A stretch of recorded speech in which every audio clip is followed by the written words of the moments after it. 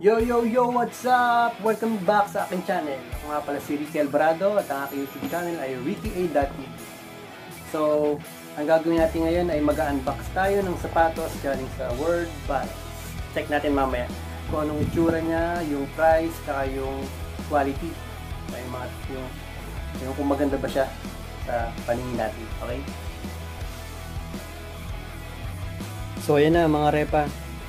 Ito yung i-unbox natin na World Balance Sports Active na pang basketball na sapatos. So, buksan natin kung anong itsura ng loob. So, yung sapatos na to is color white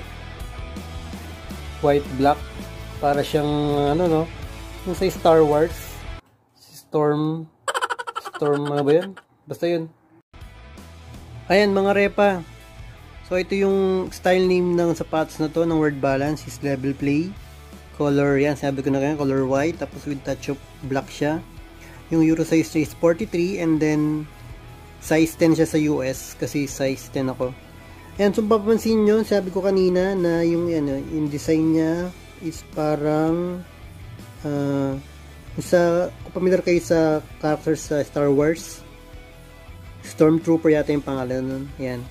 Tapos, yan, World Balance Sports Active, TerraSoft, insole system daw niya, yan, durable, superior cushioning, tsaka shock absorption, engineered for comfort. And so, yan, box lang natin siya mamaya. Tignan natin kung anong tsura niya sa loob, tapos kung maganda talaga siya, tignan sa sapatos na pang basketball. Okay? Ito na mga repa. So, ito na yung loob ng World Balance na Level Play na sapatos na in-unbox natin. So, papansin nyo, maganda siya para sa akin. Yung color niya nga is white black. And nakakatuwa kasi para siyang Kyrie 5. Ito, ayan o. Yung ganitong design niya, Kyrie 5. Sabi ko nga kanina, para siyang sa character ng Star Wars yung kulay. Pero alam ko may ibang kulay pa nito eh. Ito lang yung naging available ng nabili siya. Yan, so yung kanyang outsole, yan, ang ganda. Tapos, tingin ko ano siya, may spike siya kasi yung itsura niya, yan, iba-iba yung focus lang natin. Iba-iba yung niya, yung line niya. So, pagka sa court to, sure ako na malakas mag-spike to. Ayan, so yung kanyang heel, ayan, may logo ng World Balance.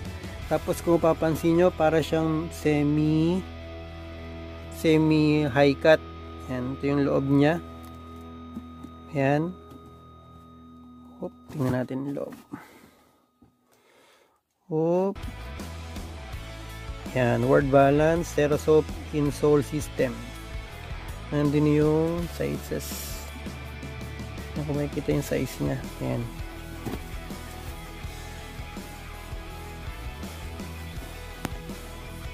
Ayan, yung kanyang sintas, ito. Parang dito siya itatali. Ayan, sa ibabaw. So, parang itsura niya, ayan, nasa labas. Pero alam ko, pwede siyang ipasok dito. Ayan, meron siyang strap. Ayan. Pwede siyang ipasok dito yung sintas para hindi makita pag tinali mo dito. Ayan o, meron siyang garterized din itong papasukan niya. Ayan. Wala siyang dila, no? Wala siyang tang. Ayan, kung papansin nyo, mga repa, para siyang high cut. Ayan. Ayan, medyo decente naman ang itsura niya. Maganda rin ng design, pati yung kulay. Ayan. Check nyo na lang sa mga store ng World Balance kung ano yung mga available. Pero parang ang pagkaalam ko is color may blue sila. Ayan. Ito lang yung maganda kasing itsura sa paningin ko. Ayan. Meron din siyang kulay orange dito. So ayan, papansin nyo, sabi ko kanina, para siyang Kyrie 5. Ayan o. Parang Kyrie 5 yung design. Kung papansin nyo kung ano kayo mga sapatos ng Kyrie 5, ito yung ganito yung may ganito siyang itsura. Pero hindi naman totally. Kyrie 5 siya. Ayan, yung ganung pagka-design niya lang. Ayan.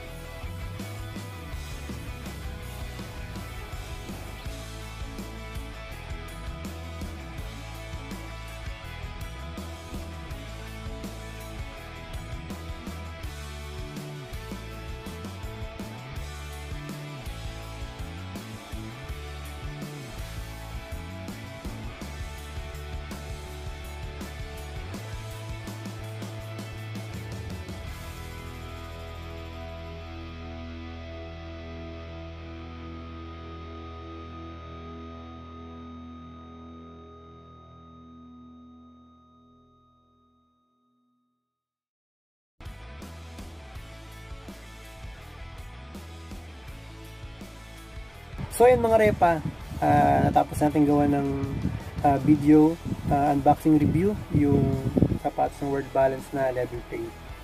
Para sa akin okay naman siya eh. Sa presyong 2,600 pesos, hindi ka natalo eh.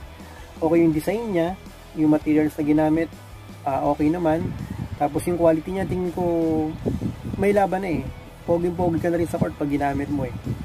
Tapos sa mga mahilig bumili ng mga branded tulad ng Nike, Adidas, tsaka yung iba pa, siguro pwede nyo rin itry yung Word Balance kasi mura siya eh. Mura siya tapos okay yung design niya eh. Check nyo rin sa iba't ibang store nila kung ano yung mga available and mga iba't ibang design, tsaka hindi lang level pay yata yung meron sila. Marami pa sila mga bago at mga available na sapatos sa pang basketball tsaka mga pang casual na sapatos.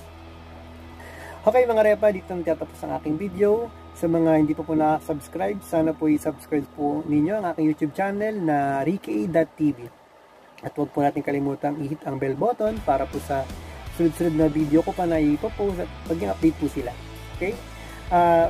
Pwede rin po kayo mag-like and comments or kung ano po mga suggestion na pwede nyong sabihin sa akin para magawa po natin sa sunod na video. Okay? Maraming salamat po mga repa!